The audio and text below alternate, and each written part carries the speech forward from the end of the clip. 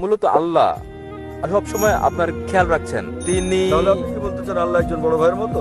একেবারেই আপনার সুরক্ষার জন্য আপনি তাকে ব্যবহার করছেন, আপনি তাকে ছেড়ে দেবেন না। আপনি জানেন আমি কি বলছি। আমার প্রশ্ন হচ্ছে, কি জন্য আমার আপনার অন্যান্য মুসলিম ও আমার কিছু বন্ধুর মতো বিশ্বাস নেই? যদিও আমি ইসলাম অনেকটাই অনুসরণ করি এবং উমরা করেছি, কিন্তু এখনো আমি ইসলামে নিষিদ্ধ বেশিরভাগ পাপ কাজ করি এবং মাঝে মাঝে আমি নামাজ ইত্যাদিতে অলসতা করি, যা ইসলামে পালন করতে হয়। আমি অনেক বই পড়েছি অন্য ধর্ম সম্পর্কিত ও ষড়যন্ত্র তথ্য সহ, এবং ইউটিউবে আমি আপনার ভিডিও, প্রামাণ্যচিত্র ইত্যাদি দেখেছি এবং আমার মাথায় ঘুরপাক খায় অনেক প্রশ্ন আল্লাহ, রাসূল ও সমগ্র মুসলিমদের ব্যাপারে।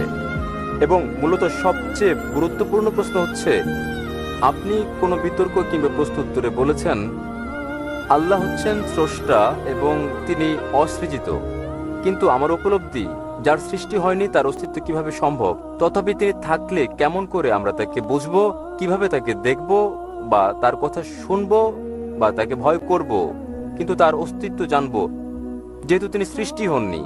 এটা আমার প্রশ্নগুলোর একটি।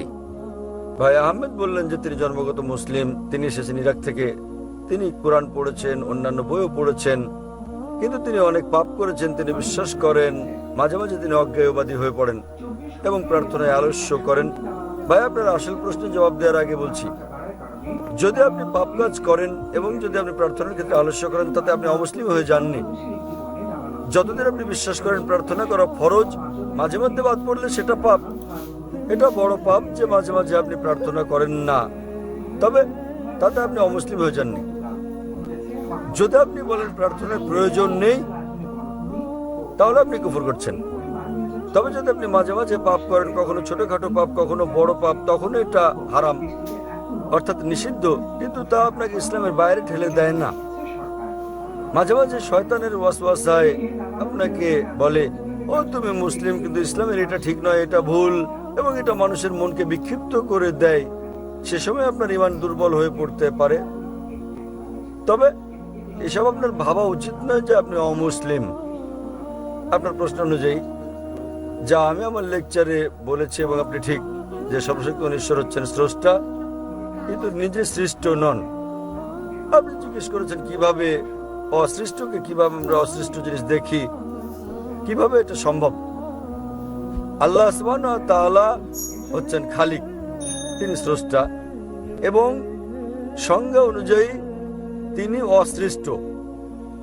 কারণ সচরাচর মানুষ বলে, যখন তারা যৌক্তিকভাবে প্রমাণের চেষ্টা করে, সবকিছুরই স্রষ্টা আছে। কে টেবিল সৃষ্টি করেছেন? কাঠমিস্ত্রি কোথায় পেলেন কাঠ? গাছ থেকে। সৃষ্টি করেছেন কে এই গাছ? উত্তর আসে আল্লাহ। অর্থাৎ যখন অনেক লোক চেষ্টা করে কোনো নাস্তিককে বোঝাতে, তখন তারা বলে সবকিছুরই স্রষ্টা রয়েছে, আর তখন তারা পড়ে ফাঁদে। যখন নাস্তিক থেকে প্রশ্ন করে আল্লাহকে কে সৃষ্টি করেছেন, তাহলে আপনি যদি আমার ক্যাসেট শুনে থাকেন, আমি কখনো সে পথে যাইনি। আমি জিজ্ঞেস করি নাস্তিকদেরকে, কিভাবে তুমি বিশ্ব ব্রহ্মাণ্ড সম্পর্কে জানলে, কিভাবে তারকারাজির সূর্যের কার্যপ্রণালী সম্পর্কে জানলে? তখন সে বলে, এবং পেছনে ফেরে বলে স্রষ্টা। তাহলে এটা পরস্পর বিপরীত। যদি আপনার জানা থাকে কিভাবে যুক্তি দিতে হয়, আপনি এই সমস্যা নিয়ে কখনোই নাস্তিকের ফাঁদে পা দেবেন না। মুসলিমরা, বিশ্বাসীরা আল্লাহকে সৃষ্টির ব্যাপারে বলেন সংজ্ঞাগত ভাবে আল্লাহ হলেন অসৃষ্ট। এবং যদি আপনি প্রশ্ন করেন আল্লাহকে কে সৃষ্টি করেছেন, যদি আমার লেকচার শুনে থাকেন, আমি উত্তরটা দিয়েছি। ধরেন এক ব্যক্তি এসে আমাকে বলল যে আমার ভাই জন।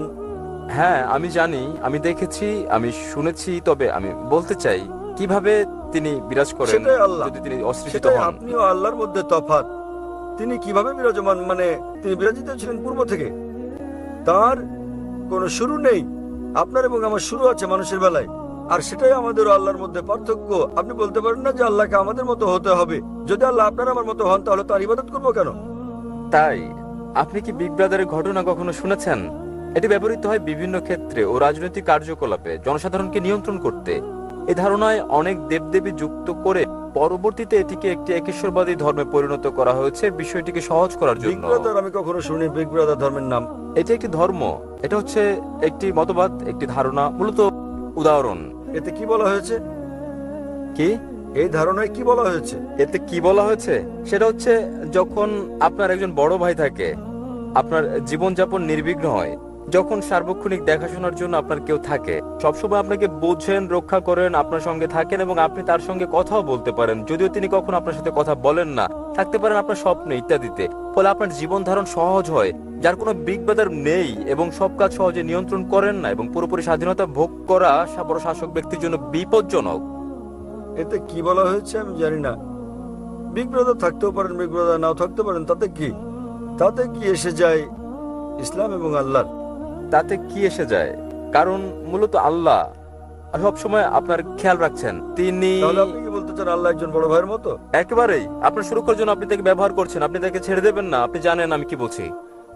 দেখেন, এটা হচ্ছে একটা হাইপোথিসিস, এটা হচ্ছে একটা ধারণা।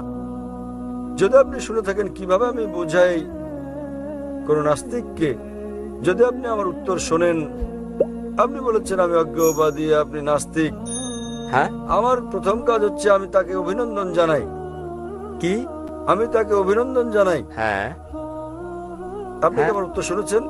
হ্যাঁ, আপনি তাকে অভিনন্দন জানান। তবে আমি কোনো নাস্তিকের সঙ্গে আপনার বিতর্ক দেখিনি, আমি কেবল কিছু প্রশ্নের জবাব দিতে দেখেছি। ফাইন, তাহলে কি আপনি নাস্তিকের উত্তর শুনেননি? না, তবে আমি ডেভিড উইলিয়াম ক্যাম্পবেলের সঙ্গে আপনার বিতর্ক দেখেছি। এবং ডেভিড উইলিয়াম ক্যাম্পবেল তো নাস্তিক নন। জি জি, যখন কোন নাস্তিক আমাকে বলে তিনি আপনার মতো বিগ ব্রাদার তত্ত্বের মতো ঈশ্বরে বিশ্বাস করেন না, হ্যাঁ, এবং আপনি এই তত্ত্বে বিশ্বাস করলে আমি আপনাকে জিজ্ঞেস করব, প্রথম কাজ হচ্ছে আমার নাস্তিককে অভিনন্দন জানানো। কেন জানেন? হ্যাঁ, কারণ তারা ভাবে এবং তারা অনুসরণ করে না যা তাদের পিতামাতার করে এবং যে জাতীয়। না, আমি তাকে অভিনন্দন জানাই কারণ তিনি অন্ধবিশ্বাস করেন না। অন্যরা অন্ধবিশ্বাস করছে। তিনি খ্রিস্টান কারণ তার পিতা খ্রিস্টান, তিনি হিন্দু কারণ তার পিতা হিন্দু, বেশিরভাগ মুসলিমের পিতা মুসলিম হওয়ার কারণে মুসলিম। তিনি বলছেন কোনো ঈশ্বর নেই। তিনি বলছেন ইসলামী শাহাদার প্রথম অংশ লা ইলাহা। যে কারণে আমি তাকে অভিনন্দন জানাই তা হচ্ছে তিনি বলছেন প্রথম অংশ ইসলামী শাহাদার, ইসলামী রীতির লা ইলাহা। কেবল যে জিনিসটা আমাকে করতে হবে তা হচ্ছে ইল্লাল্লাহ, যা আমি করবো ইনশাআল্লাহ। তাই যদি আপনি আমার উত্তর শুনে থাকেন, একজন নাস্তিক হয়েছেন কারণ তিনি বিজ্ঞানে বিশ্বাস করেন, যুক্তিতে বিশ্বাস করেন। অথবা আমি তাকে জিজ্ঞেস করি, যদি তার সামনে একটি যন্ত্র আনা হয় যা বিশ্বের কেউ কখনো আগে দেখেনি, এবং যদি এই প্রশ্ন করা হয় যে কে সর্বপ্রথম এই নতুন যন্ত্রের গঠন পদ্ধতি বলতে পারবে, তাহলে উত্তরটা কি? অবশ্যই এর স্রষ্টা, এর উৎপাদনকারী, এর নির্মাতা। স্রষ্টা, উৎপাদনকারী, প্রস্তুতকারী। তাহলে যখন আমরা তাকে জিজ্ঞেস করি যে কিভাবে এই পৃথিবী সৃষ্টি হলো, তিনি বিগ ব্যাং এর কথা বলবেন। তিনি যা বলবেন তা 1400 বছর আগে উল্লেখ করা হয়েছে কোরআনে, সূরা আম্বিয়া অধ্যায় নম্বর 21 আয়াত নম্বর 30। أولم يرى الذين كفروا أن السماوات والأرض كانت رتقا فتقناهما। অবিশ্বাসীরা কি দেখে না আসমান ও জমিন একত্রিত ছিল এবং আমি তাদের পৃথক করেছি? এটা আপনারা জেনেছেন 50 বছর আগে কোরআনে এটা উল্লেখ করা হয়েছে। 1400 বছর আগে কে উল্লেখ করতে পারেন? ঠিক আছে, বিভিন্ন সভ্যতা 2000 বা 5000 খ্রিস্টপূর্ব সালে, ইসলাম কিংবা খ্রিস্ট ধর্মের আগে, সে সময় বিভিন্ন সভ্যতা ছিল, তারা জ্যোতির্বিজ্ঞানে পারদর্শী ছিল এবং তারা এখন আমরা যা জানি তার চেয়ে বেশি জানতো আমাদের সৌরজগৎ সম্পর্কে। ভাই আপনার বিজ্ঞান সম্পর্কে জ্ঞান কম, গভীর নয়। আমি একমত। এমন কিছু বিষয় রয়েছে যাকে বলা হয় হাইপোথিসিস।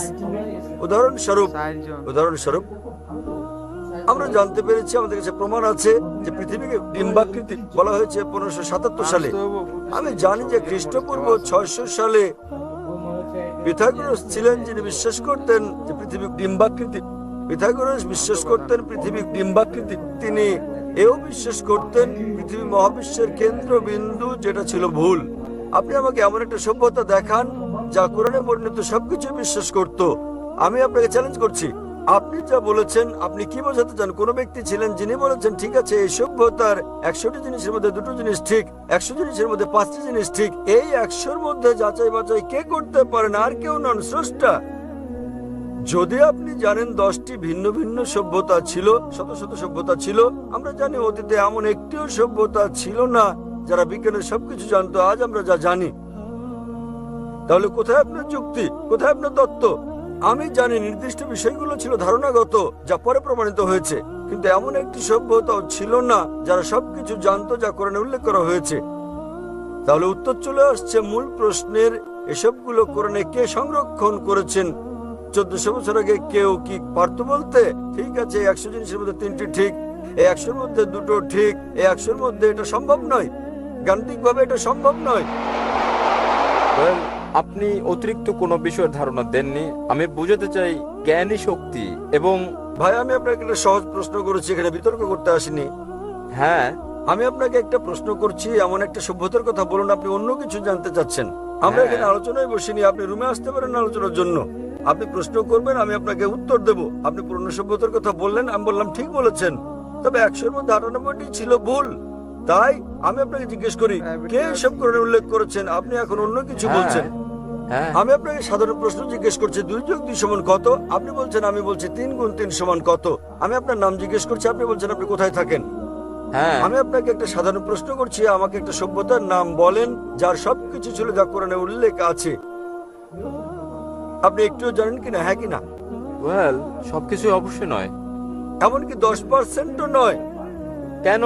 বেবিলনীয়রা তো জানতো কিছু গ্রহ সম্পর্কে এবং এই ধরনের। কোরআনে কেবল গ্রহের কথাই বলা হয়নি, কোরআনে হাজারো জিনিসের কথা বলা হয়েছে। ধরেন 1000 জিনিস কোরআনে আছে, এই 10% সমান 100